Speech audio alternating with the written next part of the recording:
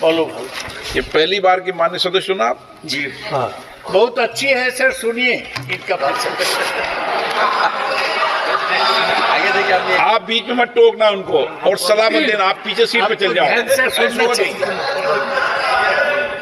अध्यक्ष महोदय, आपने मुझे बोलने का मौका दिया। मैं जादवपुर लोकसभा क्षेत्र से पहली बार चुनकर इस सदन में आई हूँ और मैं धन्यवाद देना चाहती हूँ मेरी लीडर ममता बनर्जी और अभिषेक बनर्जी का और जादवपुर लोकसभा क्षेत्र के सारे वोटरों का, जिन्होंने मुझे भारी बहुमत से जिताया और इस सदन में भेज के बीजेपी को एक पैगाम दिया कि पश्चिम बंगाल में माननीय सदन में इन नेताओं को धन्यवाद नहीं होता। आप और ये संदेश सर, ये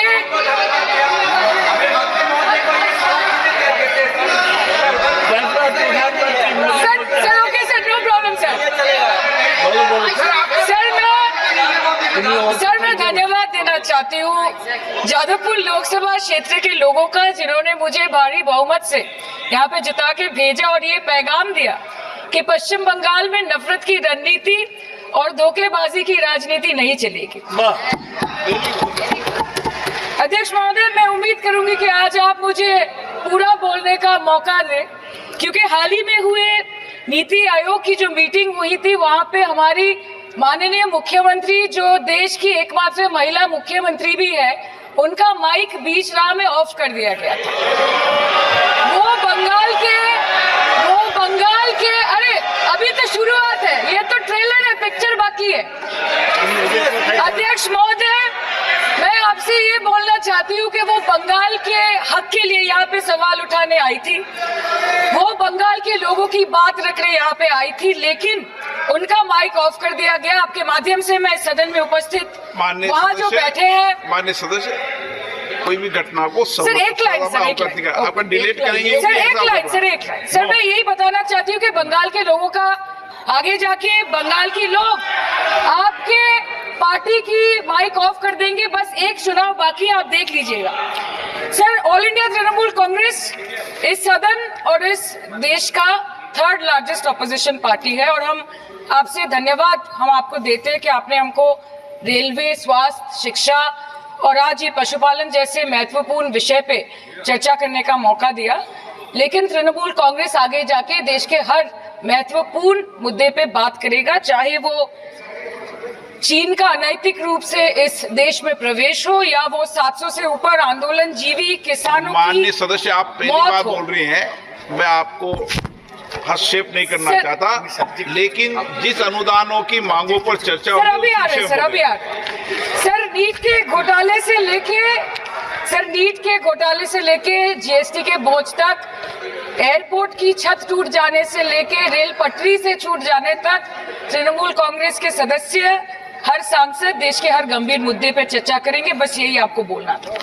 respected sir, Mamati Manush is the Magna Carta of the governance of West Bengal and our party, and I feel truly honored that today I've been given the opportunity to talk on a ministry which is intrinsic to the Mamati Manush of the country. हमारे किसान अपनी मवेशी को, अपनी फसल को माँ की तरह पूछते हैं, जिस खेत में वो हल चलाते हैं उस जमीन को नमन करते हैं। But does this major sector get support from the government? Sir, Indian agriculture supplies around 58% of India's livelihood and is a principal source of income for half of the population, accounting for 17 to 18% of the country's GDP. 70% of India's rural poor depend on livestock and farm animals. But does this sector get what it deserves? इसका जवाब अगर आप देश के किसान से पूछेंगे तो वो आपको यही बात बोलेंगे कि चाय से शुरू हुई थी सरकार और गाय पे अटक गई और विकास की मौसी 10 साल में रास्ते में भटक गई।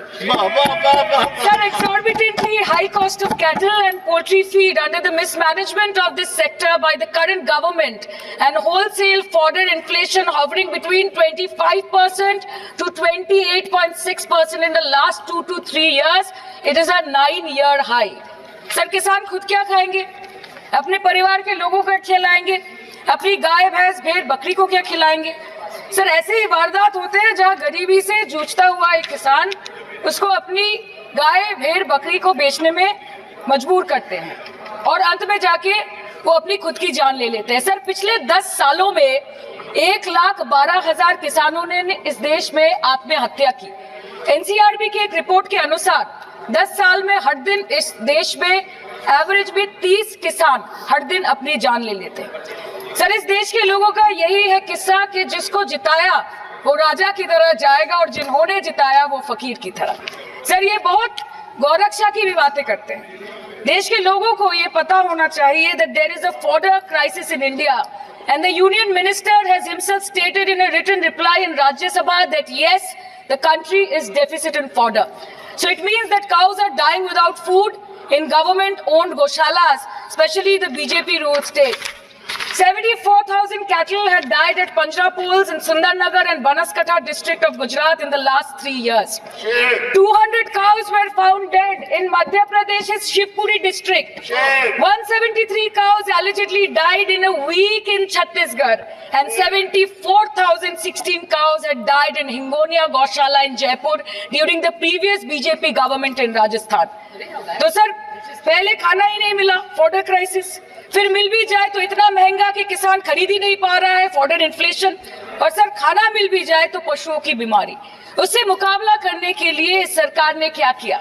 The Parliamentary Standing Committee on Agriculture, Animal Husbandry and Food Processing presented its report which stated that 32.7 lakh cattle were infected by the viral lumpy skin disease across several states, and a whopping 2.4 lakh cattle died within months. ये बोलते हैं कि गाय हमारी माता है, पर माँ की रक्षा करना इन्हें नहीं आता है। अध्यक्ष महोदय, हम सब जानते हैं कि इस मिनिस्ट्री के अंतर्गत डेयरी भी आता है, और भारत इस पूरी दुनिया में दूध के उत्पादन में नंबर 1 है, contributing to almost 24.46% of global milk production. But since the government has not been able to bridge the gap between demand and supply, it has successfully turned the country from being the largest producer of milk to an importer of milk. In the last 10 years, due to the stagnation in milk production, the gains of white revolution has been systematically whitewashed. The dairy farmers are forced to throw buckets of milk on the highway protesting against meager remuneration for their produce. And the price of milk, on the other hand, has increased by a massive 55% in the past 10 years. It was rupees 36 per litre in 2014 and now rupees 56 per litre in 2024.